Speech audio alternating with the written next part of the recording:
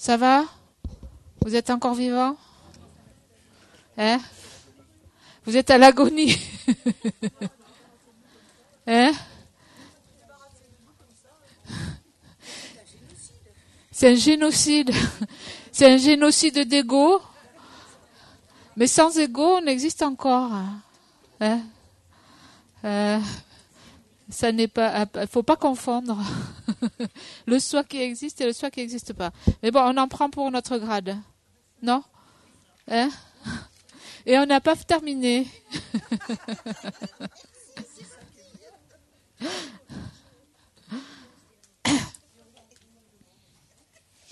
Donc, ça va, il y a de la bonne humeur quand même, ça aide. Heureusement. Je voulais juste, il y a Sandra, quelqu'un qui m'a demandé, hier on parlait du Bodhisattva Chari. Vous voulez, s'il vous plaît, écouter, ouais, ça aide. On parlait du Bodhisattva Charivatara et des bienfaits de la souffrance. Hein. Et j'ai dit qu'en fait, c'est dans le Bodhisattva Charivatara, c'est le chapitre sur la patience, au début du chapitre sur la patience. Hein. En fait, c'est la strophe 21, mais même avant la strophe 21, puisqu'on parle de la patience, et la patience, en fait, le conseil les enseignements sur la patience et les enseignements sur prendre les conditions hostiles sur le sentier se recoupent beaucoup. Hein, puisqu'en fait, prendre les conditions hostiles sur le sentier, ça veut dire ne pas se laisser désarçonner par la souffrance. Hein, mais arriver à l'utiliser. Donc, c'est en connexion avec la patience. Et donc, Shantideva, dans le Bodhisattva Charivatara, il dit que pour pratiquer la patience, il faut voir qu'est-ce qui alimente la colère. Qu'est-ce qui alimente la colère? C'est le mécontentement. On n'est pas content à différentes situations. Hein. C'est le fuel, un peu, c'est le combustible qui attise la colère. C'est le fait qu'on n'est pas content de différentes conditions et donc on est très sensible en fait au moindre désagrément et qu'on souffre. Hein. Et donc il parle de savoir utiliser la souffrance et pas être complètement désarçonné et sensible à la souffrance. Hein. Donc on parle aussi de force d'âme et de courage, hein, dans cet enseignement. C'est-à-dire pas à la moindre souffrance, il n'y a plus personne. Non, je te regarde comme ça, il faut bien que je regarde quelqu'un. Attention, je te regarde. Ça veut dire quelque chose. Oui, donc, juste pour vous lire quelques strophes de Shantideva, à la strophe c'est où 12. Hein, du chapitre sur la patience qui est le chapitre 6. Les causes du bonheur apparaissent parfois, les causes du malheur sont multiples. En l'absence de souffrance, il n'y a pas de renoncement. Sois donc ferme ô mon esprit.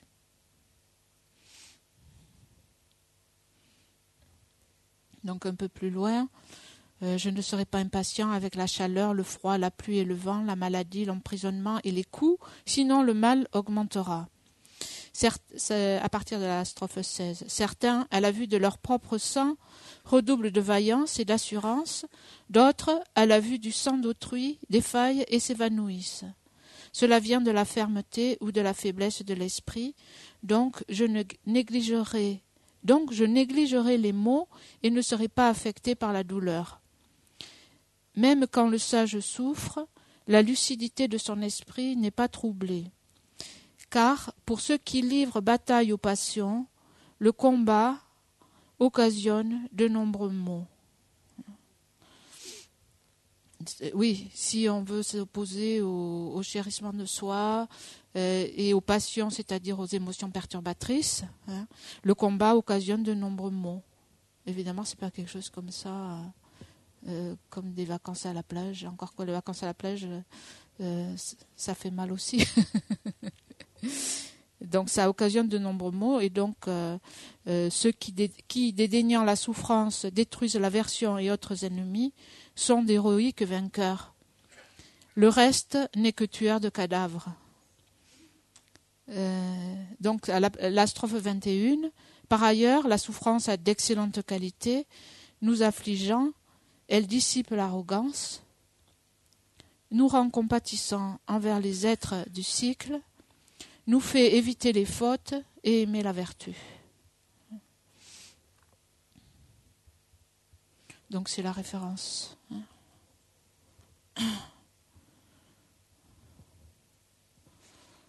Et donc juste le Bodhisattva Charyavatara, vivre en héros pour l'éveil de Shantideva, c'est un livre de référence, c'est un livre de chevet à garder, à lire, à relire. C'est un des sujets du Péba, et on avait un peu évoqué la possibilité de l'étudier à la rentrée, mais en fait on a changé, et je pense qu'en octobre ça sera on étudiera le Lorik.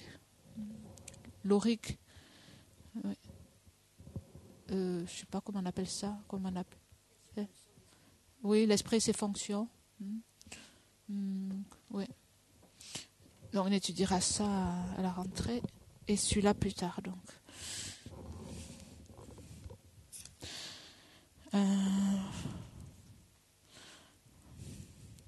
Alors il y avait une question intéressante, n'est-ce pas?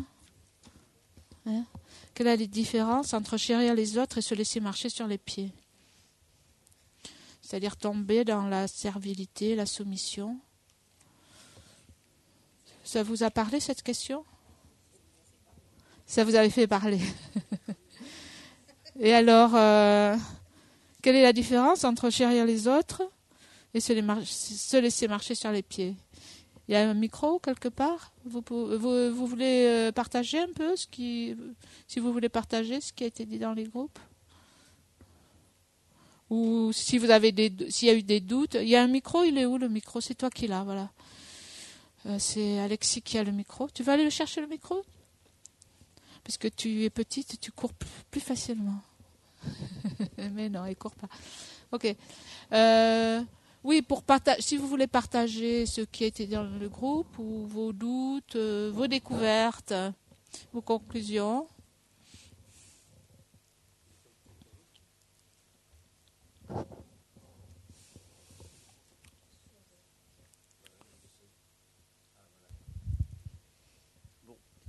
Quelle peut être la différence entre se laisser chérir les autres et se laisser marcher sur les pieds, qui confine des fois à la lâcheté? C'est ça. Ben c'est ça, oui. Eh oui, et comment faire? Comment faire, oui. Pour répondre ou dire non, carrément, au risque de blesser les autres, ou alors se laisser marcher sur les pieds, là, honnêtement, je ne vois pas. Vous ne voyez pas? Non, d'accord. Non, donc, non, là... est-ce que quelqu'un a une... ouais. Alors dans le groupe là, on a évoqué plusieurs... Tu peux bien parler dans le groupe, on a évoqué plusieurs choses. Se positionner, il y avait l'idée c'était de ne pas accumuler de karma négatif, donc d'être vigilant, notamment au niveau des actions non vertueuses, éviter la colère, éviter les paroles blessantes, éviter de semer la discorde. Le deuxième point, c'était d'éviter de nuire à l'autre, par les mêmes biais, mais bon, c'est peut-être exprimé différemment.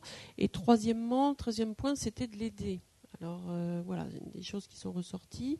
Après, on a évoqué l'idée de se protéger. Qu'est-ce que ça veut dire se protéger en fait?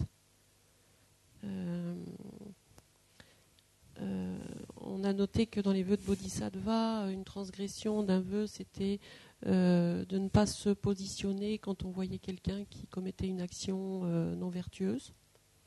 Oui, c'est-à-dire ne pas empêcher quelqu'un de commettre une action non vertueuse, c'est une transgression, oui. C'est ça? Oui. C'est-à-dire que quand on voit quelqu'un qui s'engage dans quelque chose de non vertueux, on doit intervenir pour essayer de l'en protéger. Oui. Voilà. Alors on a évoqué le mot faiblesse, et voilà, donc éviter colère coûte que coûte, et on a terminé sur l'idée de pratiquer Tonglen. Voilà. Bon, mais oui. voilà. c'était pas évident. Oui. non plus, oui. C'est pas celle. En fait, la question, là, quand je la relis, quelle est la différence entre chérir les autres et se laisser marcher sur les pieds, c'est peut-être un peu... Donc, quelle est la différence entre échanger soi et les autres, hein, donner la victoire à l'autre quelque part, hein, c'est ça la question. Chérir les autres ou donner la victoire à l'autre,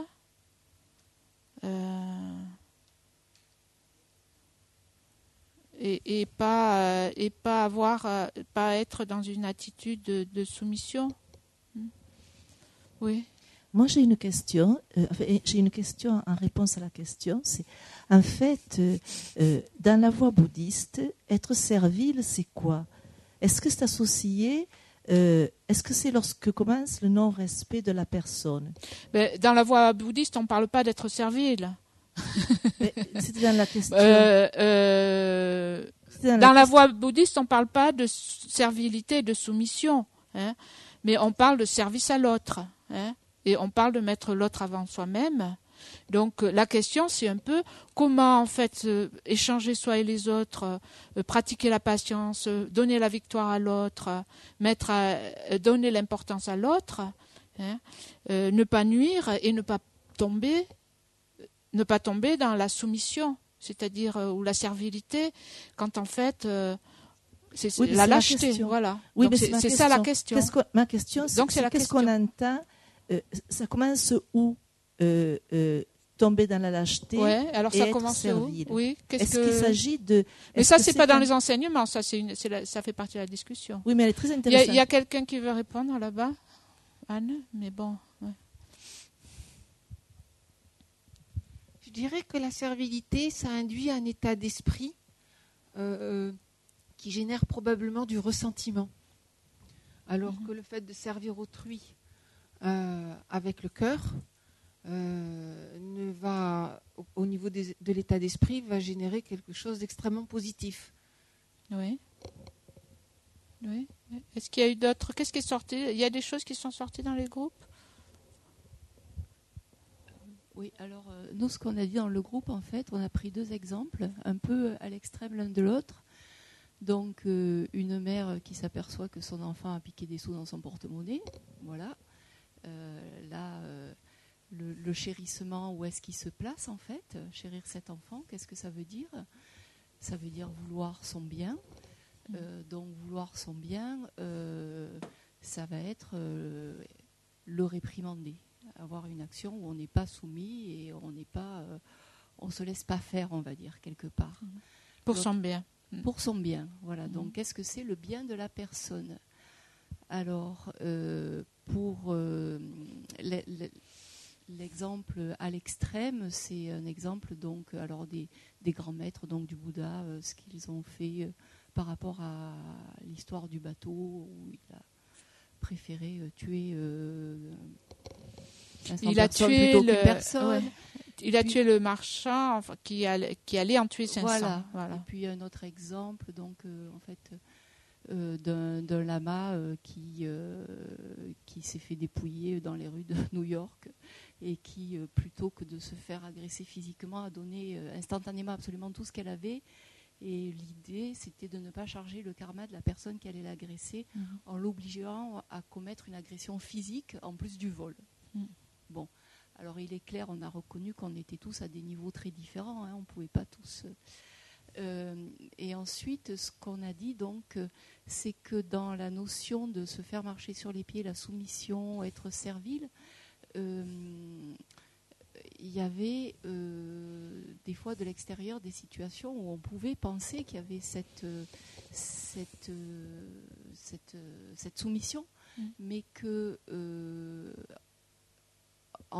en fait, même si la personne qui était dans un état d'être soumise prenait sur elle et donc acceptait la situation, quelle était sa motivation, d'un seul coup, elle n'était plus soumise. Donc l'absence d'autochérissement, là, c'est un point qui nous a paru être important. Oui.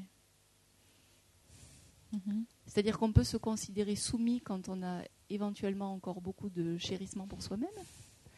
À partir du moment où on baisse cet attachement pour nous-mêmes, on peut peut-être accepter plus des situations en y mettant moins d'ego. Donc, c'est un petit peu ce qui a retenu notre discussion, la motivation qu'il y a là derrière. Ouais. Alors, c'est très relatif, hein, on s'est tous accordés à dire que c'est relatif par rapport à l'individu, par rapport à la situation. Et puis, Oui, exactement. Ça va venir de la situation. Aussi, comment est-ce qu'on peut apprécier le bien des êtres qu'on a en face de soi par rapport à son propre état de réalisation.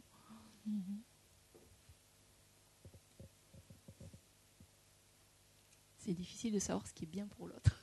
Oui. Voilà. Mais quand on... Ouais, d'accord. Ouais. Et il y a d'autres retours dans vos groupes? Ouais.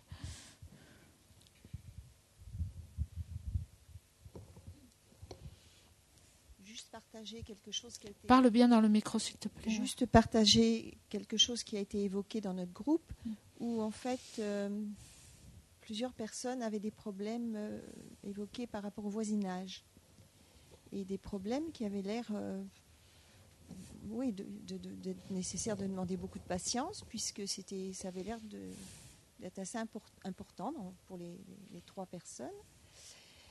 Et alors, il a été évoqué aussi que vraiment, des situations comme ça difficiles, puisqu'elles résultent de notre karma, bon, bien sûr, on va essayer d'avoir une attitude de patience, d'essayer de... Bon, mais il a été évoqué que quelquefois, ça ne marche pas, quoi. Les voisins ne comprennent pas, ils continuent à faire des actes... Et donc, du coup, il était évoqué aussi le fait que, en faisant tonglen, et puis en purifiant soi-même, en essayant de purifier son karma, eh bien, c'est une attitude donc d'esprit qui fait qu'on n'est pas servile à ce moment-là. Et du coup, la situation peut aussi changer quand le karma sera peut-être épuisé. Oui. Donc, ça a été évoqué ça en dernier lieu. Oui, d'accord.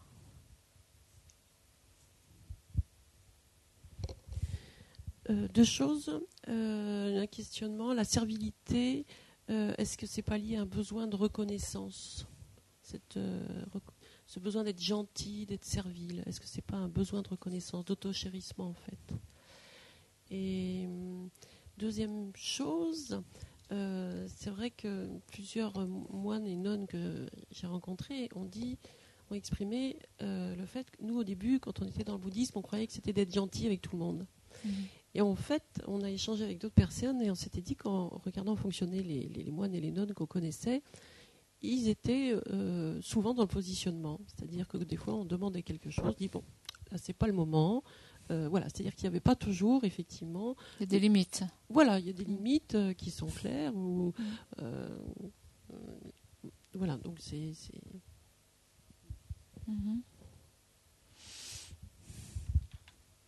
Oui.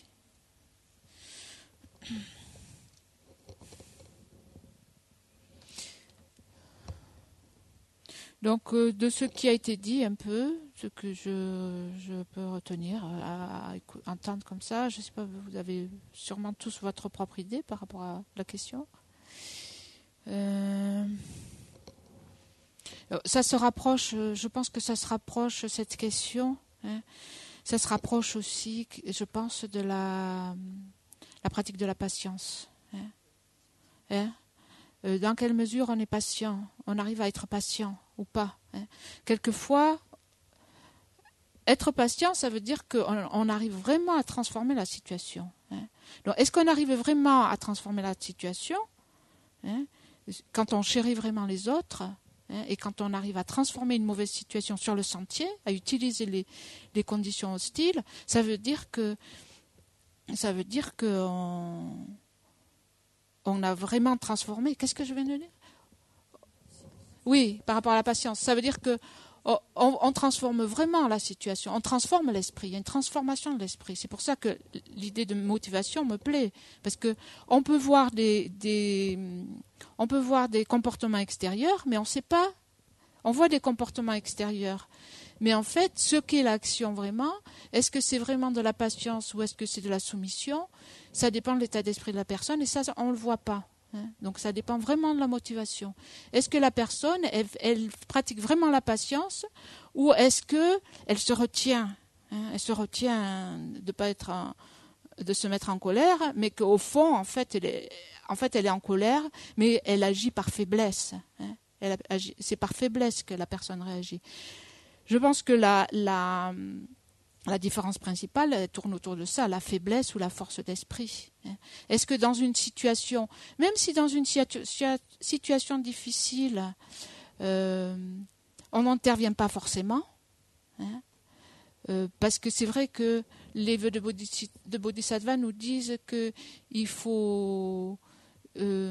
c'est dans les vœux de Bodhisattva de ne pas laisser se perpétuer des comportements incorrects et négatifs et d'essayer d'aider les personnes, hein. Mais souvent c'est pas facile, hein, d'aider les personnes. Même si, et bon, les gens peuvent nous voir un peu en justicier ou en quelqu'un qui fait toujours la morale. C'est pas évident, hein, de montrer aux gens comment le faire pour que comment. Faut être capable, et il faut avoir aussi, faut avoir le karma. Il faut que notre parole ait du poids. Il faut être écouté. Il faut que la situation soit propice. Donc il y a beaucoup de composantes. C'est pas forcément facile, hein. Quelquefois, on peut justement se mettre dans une situation où ça empire, hein. Bon, on ne sait pas, ça peut peut-être aider aussi à long terme, mais ce n'est pas forcément facile, hein. Donc, quel que soit le comportement, on peut choisir aussi être patient, ça peut vouloir dire aussi, pas forcément intervenir, hein, pas forcément intervenir, peut-être laisser faire les choses, mais est-ce que c'est de la soumission ou est-ce que c'est utiliser des conditions hostiles? Ça va dépendre à l'intérieur, hein. Est-ce que la personne vraiment elle peut bon, et ça quelqu'un l'a dit aussi, est-ce que la personne a moins de chérissement de soi, hein? Est-ce qu'elle a plus de chérissement de l'autre, c'est-à-dire est-ce qu'elle peut vraiment avoir la compassion pour l'autre dans cette situation? Et dans la mesure où on a la compassion, on peut dire qu'on a transformé la situation à l'intérieur, hein.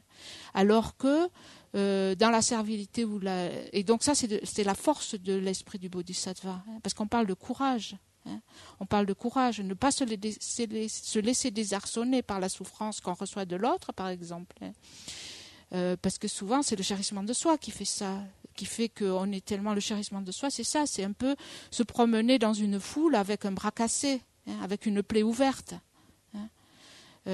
Et donc on est en proie à la souffrance à chaque instant de par le comportement des autres, hein, si on a trop de chérissement de soi. Donc évidemment, si on a moins de chérissement de soi, on voit plus la situation de l'autre, donc on a plus d'empathie, on aura plus de compassion pour l'autre.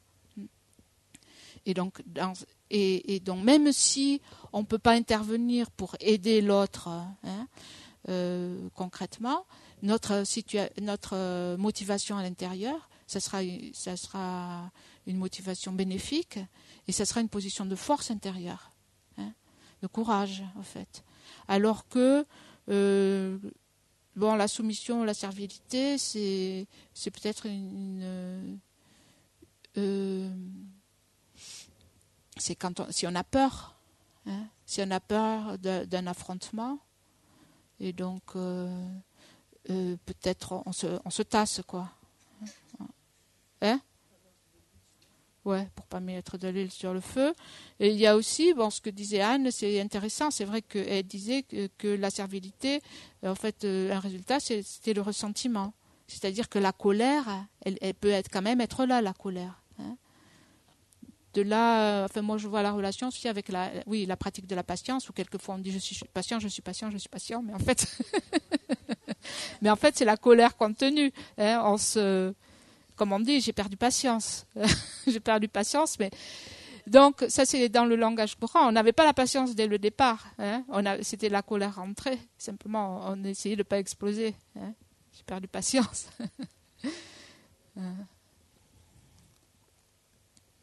Là, il y a eu une question.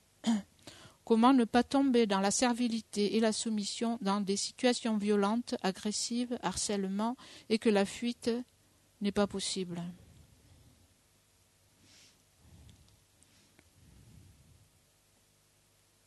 Eh bien, pareil, dans des situations agressives, harcèlement, violentes, etc. De toute façon, cet enseignement de transformation de l'esprit, c'est ça, c'est arriver à pratiquer la patience. Qu'est-ce que ça veut dire? À ne pas être désarçonné par la souffrance, hein, et à arriver à pratiquer le chérissement de l'autre, à développer la compassion pour l'autre. Et c'est ça qui va nous protéger. Hein. Donc, c'est ça, la pratique, c'est ça. Hein. Mais après, il faut voir, est-ce que je suis à la hauteur de la situation, hein? Oui, ben, exactement. Je veux dire, si on parle si on parle de la pratique, hein, je veux dire la pratique de la patience ou la pratique de chérissement des autres, hein, ou la pratique de prendre sur le sentier les conditions hostiles, ça serait ça. Hein. Donc quelqu'un qui a une force d'esprit suffisamment développée, hein, va pouvoir développer la compassion pour l'agresseur. Hein. Et il y a des gens qui le font. Il y a des gens qui le font. Hein. Il y a des gens qui se font agresser, qui se font violer ou n'importe quoi et qui n'ont pas de ressentiment. C'est possible, et qui accordent le pardon à l'autre. Hein. C'est ce à quoi on tend. Maintenant, si on est dans une situation comme ça, faut être réaliste. Hein. Il faut se protéger. Il faut se protéger aussi de toute façon. Hein. Bon, hier, quand Geshe-la a répondu à la question, hein, il y a eu la question par rapport à... Donc, je ne sais pas qui a posé la question et je ne sais pas qui a posé la question, mais aussi je pensais la réponse à cette question, elle va dépendre aussi. Il faut voir le contexte. Hein. Il faut voir le contexte. Une situation générale comme ça, de quelqu'un qui se fait tabasser, il faut voir le contexte. Je pense que Geshe-la, il a un peu répondu dans le contexte que lui il connaît, parce qu'il le raconte d'ailleurs souvent, et moi il me l'a raconté, et je tique toujours un peu quand il raconte ça, mais il raconte donc quand il était petit au monastère, il a dit, mais bon, moi j'ai entendu les détails aussi. Bon, maintenant, ça a un peu changé dans les monastères. Je crois qu'ils se sont un peu adoucis. Peut-être. Bon, ils se sont adoucis aussi parce que c'est un contexte différent de nous. Nous, en Occident, maintenant, on n'a plus le droit. Hein? Voilà, tu es renvoyé l'éducation nationale. Et dans les familles, c'est permis, c'est pas permis? C'est pas permis non plus. Donc, c'est pas permis de toucher les enfants dans le sens où... C'est pas interdit? Pardon? En France, c'est pas interdit. D'accord. Ouais. Toujours est-il qu'on est très sensible. On est très sensible. Hein. Donc Geshe-la raconte assez volontiers que quand il était petit, bon, il s'est fait quelquefois bien. Ouais. Et donc, mais pas trop, mais il raconte 2 fois par son père, rien que 2 fois. Hein. Mais il dit une fois, il s'est fait tabasser, les voisins sont arrivés et ils l'ont arrêté. Il dit, mais tu vas le tuer, ce gosse. Et il dit, il le remercie. Maintenant, il dit, Geshe-la, en fait, il le remercie. Hein. Il remercie ses maîtres ou son père, parce qu'il dit, ça l'a gardé dans... Il dit ce qu'il est maintenant, c'est aussi grâce à eux. Donc lui, il le voit comme ça. Bon, moi, quand j'entends ça, ça me fait quand même toujours un peu mal au cœur. Hein? C'est un contexte. Donc, tout ce que je voulais dire aussi, c'était que hier, il a répondu peut-être, enfin moi j'ai senti ça comme ça, un peu dans le contexte que lui il connaît. Hein. Après, pour répondre à la question, il faut voir le contexte. Donc évidemment, parce que bon, il y a des gens, particulièrement des femmes, combien de femmes meurent? Hein. Bon, les violences conjugales, hein, je sais, j'ai oublié le nombre, mais chaque année en France, 2 par jour, ouais. Donc bon, ça c'est quand même, il faut voir les contextes. C'est sûr que on n'est pas forcément des grands pratiquants, hein. Et puis même si on est un pratiquant, la pratique, en fait, c'est surtout l'attitude intérieure que l'on a. C'est de ça qu'on parle, transformer la situation. C'est arriver à pratiquer la patience dans le sens où on utilise les conditions hostiles. Pourquoi? Pour développer la bodhicitta. C'est ça, hein, la transformation de l'esprit. Donc même des situations comme ça, on verra une situation comme ça, comme dire, non, c'est mon karma, je suis en train d'épuiser un karma, j'ai créé la cause, moi-même j'ai fait subir à quelqu'un ou d'innombrables fois ce genre de souffrance, etc. Et donc penser au karma et aussi voir la compassion pour l'autre personne qui crée tout ce karma négatif et qui va en faire l'expérience. Ça, c'est au niveau de la pratique. Après, il faut voir concrètement dans des situations qu'est-ce qu'on est capable de faire ou pas et se mettre à l'abri. Hein. Donc, ici, bien sûr. Donc ici, quand la fuite n'est pas possible...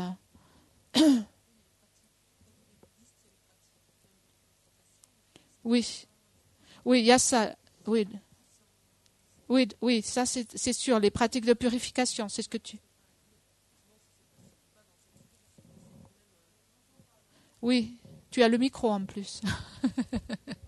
Je disais, bon, évidemment, de l'extérieur, je ne peux pas me permettre de savoir si c'est possible dans cette situation, mais quand on est bouddhiste, on a des pratiques de purification, des 35 Bouddhas, par exemple, ou Tonglen, et comme on disait dans le groupe, on n'apprend pas à nager dans la tempête, c'est-à-dire que c'est vrai que c'est pas dans le moment de la violence où on peut apprendre à faire Tonglen, parce que, c'est trop difficile, mais voilà. Oui, on s'exerce et on purifie. Mais bon, dans ce cas-là, moi je colle à ma question. J'ai une question là sur le papier. Moi je dirais échappez-vous. Hein? Si la fuite n'est pas possible, je veux dire quelquefois il faut choisir, je sais pas. Je veux dire, oui, essayez, si la fuite n'est pas possible, essayez de trouver des conditions. D'après, il faut voir la situation, mais pour se protéger. De toute façon, ça tombe un peu sous le sens. Hein. Ne pas tomber dans la servilité et la soumission, dans les situations violentes, quand la fuite n'est pas possible. Il faut fuir si vous ne pouvez pas. Maintenant, si le karma est fort, vous ne pouvez pas. C'est votre karma. Hein. Ou alors, il faut essayer de se protéger au maximum. De trouver de l'aide, essayer de trouver des gens qui peuvent intervenir pour essayer d'améliorer la situation, etc. Bon, après, c'est vrai, je suis d'accord avec Ghislaine, la purification. Hein. Donc, Geshe-la en a parlé aussi, accumulation de mérite, purifier les négativités.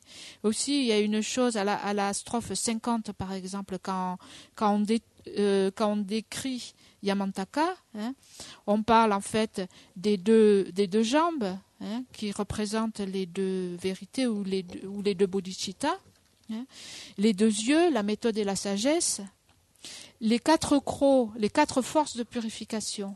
Hein. Et donc, on prie en fait Yamantaka, je prie Yamantaka de m'aider à me débarrasser de ces 2 ennemis, hein, le chérissement de soi et la saisie du soi, et de les remplacer par les 2 bodhicittas. Hein. Et l'outil pour faire ça, hein, donc les 2 ennemis, qu'est-ce que c'est? Le chérissement de soi et la saisie du soi. Et les antidotes?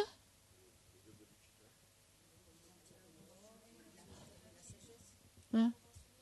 Voilà, la bodhicitta conventionnelle, hein, qui va permettre, qui est un antidote au chérissement de soi, et la bodhicitta ultime, la vue qui comprend la vacuité, qui est un antidote à la saisie du soi.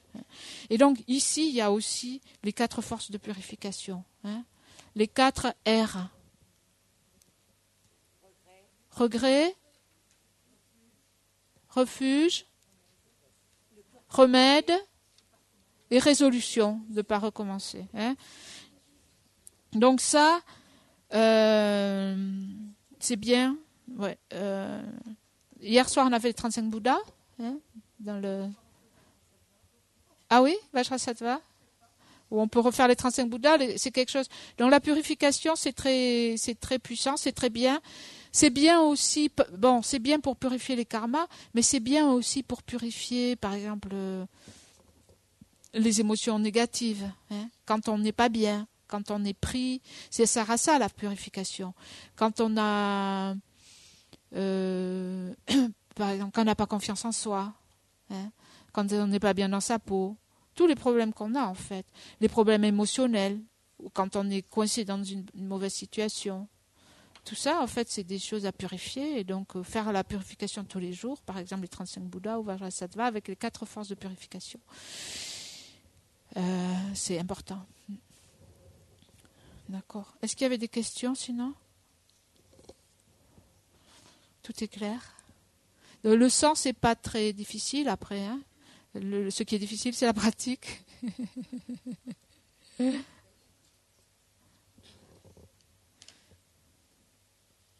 D'accord. Donc on va rester là. Juste quelque chose à propos du... Oui, alors, juste quelque chose à propos du programme. Demain, oui, ça sera jusqu'à midi parce qu'il y a l'anniversaire de sa sainteté. Donc, s'il y a des gens qui... Vous voulez prendre des préceptes? S'il y a des gens, oui, parce qu'on n'en a pas reparlé des préceptes. Mais j'ai oublié de vous dire, évidemment, vous pouvez prendre les préceptes.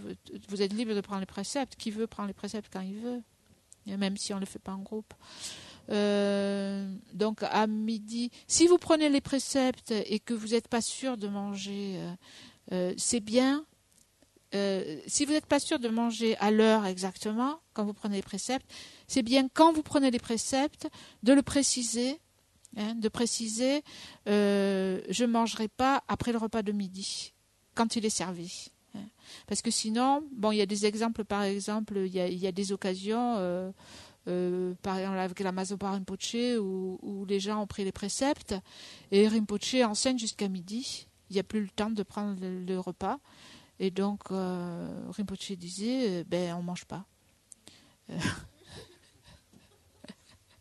On ne mange pas, sauf si vous avez pris les préceptes en pensant, je prendrai le repas de midi quand il sera servi et je ne mangerai pas après. Donc, si vous avez des doutes, c'est bien de faire comme ça. Voilà. Sinon, donc, Geshe-la a dit sûrement, il enseignera demain après-midi, à 5 heures. Il avait parlé aussi demain matin, en fait. Il a parlé de peut-être commencer plus tôt. Mais, à 9h30 au lieu de 10h. Mais on n'a pas déterminé, en fait. Je ne sais pas, puisque ce n'est pas décidé. Je dis, on en a parlé, mais on n'a pas décidé, donc j'en sais rien. Mais bon, pour l'instant, c'est à 10h. Si ça change, il faudra l'afficher. Ouais. Vous téléphonez. J'ai oublié d'en reparler avec lui, en fait, de ça. Mais bon, pour l'instant, c'est 10h. 10h, non, c'est 10h30, pardon. 10h30. Donc, est-ce qu'il veut le faire à 10h? On va voir. Mais pour l'instant, c'est 10h30 midi. À 4h, à 16h, il enseignera. Et il enseignera donc dimanche. Dimanche midi. Et l'après-midi, on terminera. C'est prévu de terminer à 5h30, à moins que vous... dimanche, ouais. À moins que... écoute, regarde à l'extérieur. À moins que vous vouliez terminer plus tôt, dimanche après-midi, on peut...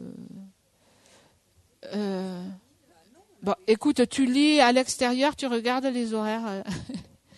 Je ne sais pas si... Ouais. Vous aviez compris que ça termine à quelle heure? Attends, ça j'ai compris, mais les autres 5h30. D'accord, comme d'habitude. Ok. Autre chose, dimanche, donc demain c'est l'anniversaire de sa sainteté. Geshe-la a dit sûrement il viendra manger avec nous. Et dimanche, en fait, on fait une célébration de la Sangha. En fait, c'est quelque chose qu'on fait dans la FPMT, mais qui n'est pas forcément très répandu et qu'on n'a jamais fait à l'Institut, en fait. Un jour tous les ans, on fait célébration de la Sangha pour mettre un peu pour mettre un peu en avant qu'est-ce que ça veut dire d'être moine ou nonne. Aussi pour les laïcs, parce que les laïcs n'ont pas forcément toujours beaucoup de contact avec des moines et des nonnes. Bien qu'ici, donc il y en a Lambda, il y a aussi des nonnes à l'Institut, mais il y a certains centres en fait où les gens ne voient pas vraiment de moines et de nonnes. Et donc pour familiariser un peu les gens avec ce que veut dire la Sangha, aussi quel est le rôle, qu'est-ce que ça veut dire d'être Sangha, quel est le rôle de la Sangha, quel est le rôle des laïcs, etc. Et donc ce qu'on a prévu, on a prévu de faire ça dimanche, et donc je pense que François a invité des moines à venir se joindre à nous pour le repas de midi. Donc ce sera quelque chose d'assez informel pendant le repas. De cette façon-là, donc on fera ça sous la pergola. Et donc, vous êtes invités les personnes qui mangent ici, je pense que la plupart d'entre vous mangez ici. Hein. Donc, on mettra un moine ou une nonne avec quelques personnes. Hein. Donc, des moines qui parlent français, parce qu'il y en a beaucoup qui ne parlent pas français. Hein. Comme ça, donc, ça sera une situation un peu informelle. Vous pouvez poser des questions ou juste comme vous voulez. Hein. Et après, peut-être que Geshe-la prendra la parole un peu à ce sujet. Et ce que l'on demande aussi après aussi à cette occasion, une idée, c'est de demander à des laïcs en fait, si parmi vous il y en a qui veulent partager votre idée en fait de la Sangha, ou qu'est-ce que ça veut dire pour vous la Sangha dans votre pratique, hein, ou dans votre expérience, ou si vous avez quelque chose à partager à ce sujet-là. Voilà. Donc pas forcément des grands discours, mais même si c'est 1 minute ou quelques minutes. Donc ça sera, donc on vous le dit en avance aussi pour que vous vous prépariez, que vous y pensiez. Et donc ça sera en principe sous la pergola, à l'occasion du repas et après le repas. Voilà. Merci. Vas-y, ouais. Une idée était émise par rapport aux personnes qui ont guidé les méditations et qui ont donc un peu travaillé sur la préparation de la méditation, notamment de Tonglen. Ceux qui veulent mettre à disposition leur préparation, qu'on peut échanger, mettre l'idée était éventuellement en fichier joint sur le forum. Et à ce propos, Françoise, j'en ai parlé avec elle, elle va renvoyer toutes les personnes qui étaient là dans ce module 2 le lien vers le forum. Et puis voilà, donc on peut partager aussi ces travaux, enfin c'est une bonne idée, avec ceux qui veulent, comme ça chacun peut piocher dedans ce qu'il veut, et que ce soit Tonglen ou autre, hein, je veux dire. Oui, avant, oui, il y a eu des demandes par rapport à ça. Je pense qu'il y a des gens qui ont demandé, qui ont dit qu'ils aimeraient bien avoir accès, et donc que ça soit pour Tonglen ou la méditation qui a été faite l'autre jour. Hein, oui, c'est intéressant, si vous voulez partager vos fichiers, les envoyer sur le forum. Eh bien oui, en fichier joint, ça peut sur le forum, en fichier joint sur le forum. Et si vous avez des problèmes c'est pas sûr que le forum. J'avais mis, je suis pas douée du tout, mais j'avais réussi. Toi, t'es pas douée et tu as bien joint. participé. Tu as mis un fichier joint. S'il y a des gens qui ont un problème à mettre leur fichier joint sur le forum, envoyez-le à Françoise. Voilà, sinon on peut faire passer par Françoise aussi en fichier joint. Hein, oui, mais bon, c'est bien de le mettre sur le forum. De cette façon, vous êtes autonome. Oui, aussi. Et puis ça fait marcher le forum. Voilà, c'est ça. Maintenant, s'il y a des personnes qui ont un problème, le forum, c'est pas très compliqué. Hein. S'il y a des personnes qui n'ont pas accès au forum pour une raison ou pour une autre, vous vous adressez à Françoise. Merci. On va faire les. Ce soir, qu'est-ce qu'on fait ce soir? Hein? Vous voulez une vidéo? Bon, on va voir. On le mettra. S'il y a une vidéo, on peut faire une vidéo. Qui c'est qui veut faire une vidéo? Pas grand monde. D'accord. Ouais.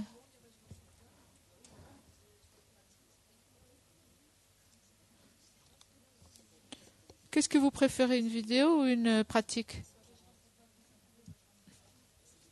Tout le monde est fatigué, donc. On fait la prière de dédicace, page 91.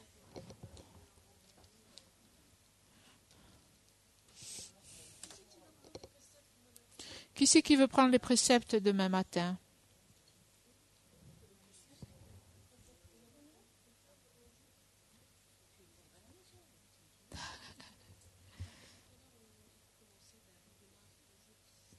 Le jour est tôt là maintenant. Hein? 5 heures. 5 heures, rendez-vous ici, si vous voulez prendre les préceptes. Donc, prière de dédicace, page 91.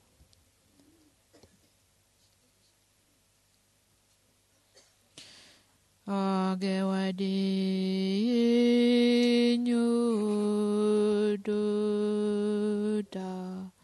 lama sange doyune doan shikya malupa de sala gepashu janshu sensho rinpoche ma ke panan ke gyushi ke panyamba me paya gane gandu pewashu Toni tawarimboche ma ke pana ke gyushe ke panyamba me paya gone gandu pewa sho agarira weko we shinkan dependandeo malu jonwene generese wantending ganso yeshapesite badu tengyuche do shi zhan xin zhan gen ge wei dan jing kyong pe wei guan shi do bo ji sha sung gu wei le man tu du ba da so du chi gan du sha tan sho je chun la me ku te ra tan je nang ka chin le sho shu ke pa tang lo zantem bedem me sa su ge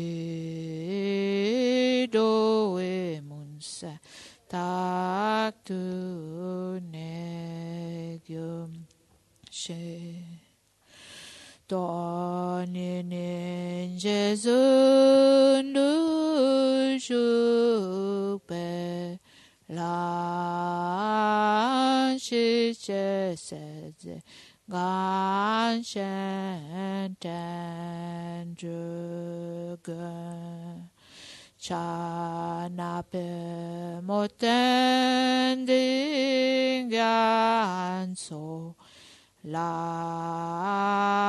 se wa de so she dan lun do so